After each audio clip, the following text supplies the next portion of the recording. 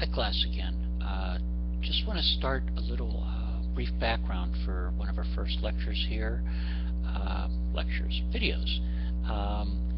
In terms of our objectives for the course, we want to start with some context for EMS education. And that is, where did EMS education really begin in our modern era? If we talked about ancient history, we can go back quite some way. I would say that pre-hospital care predates hospitals, for instance, and first aid predates it all. We can go back to the Good Samaritan. In wartime, we can go to the 1820s with Florence Nightingale, that was very important, and Clara Barton in the American Civil War. It was Clara Barton that said, "Treat them where they lie." We have any number of historical figures, Napoleon's chief surgeon, Baron Larrey. His surgeon general was the one who developed the triage of the ambulance, the flying ambulance they called it. That's where ambulance came from.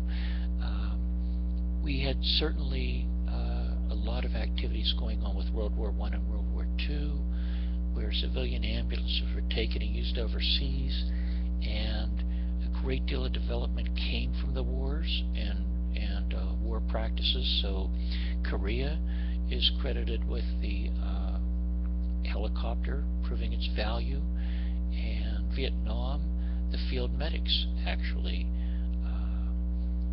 More people died every year in America from automobile accidents than died in Vietnam total, and people were coming back to the carnage on our highways without any trained EMS providers,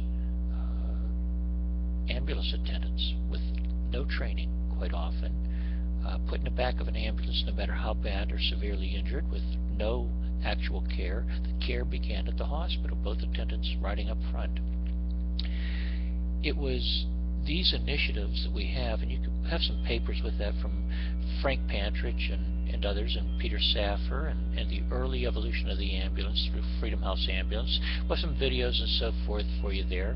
But the thing is, it was the EMS Act of 1973. There goes my wall clock. It was the EMS Act of 1973 that was actually vetoed by President Nixon in 1973, and Jerry Ford got in after Nixon's resignation and actually passed the act in 1974 that heralded our new modern era of EMS and really set up some governmental funding and empowering, enabling structures to be in place to set a standard. The first national standard curriculum for paramedics then was published out of Pittsburgh by Nancy Caroline, with work done at Freedom House Ambulance. I was there. I can show you a picture or two of the original NHTSA National Standard Curriculum that I have, and NHTSA actually doesn't even have a copy, so I may be giving them and donating one or two of my copies to NHTSA if they'd like it. But in any event, that was the origins of a national standard curriculum for paramedics, and the development of a modern era and national registry testing. And it wasn't an easy ride. It wasn't quick and automatic, and it wasn't overnight. It moved forward over the decades to improving training and beginning. The AMA is accredited with beginning accreditation, and getting that going, and up through a move from the National Highway Traffic Safety Administration National Standard Curriculum to National Education Guidelines in 2002, and quite important that same year, National Education Standards and Guidelines for EMS instructors. So we have the EMS instructor course, which credentials a person to be a primary instructor. A few years ago, the now accrediting body for EMS education, which is the Commission on Accreditation of Allied Health Education Programs, that's the big basket for all programmatic education in our healthcare professions and so forth.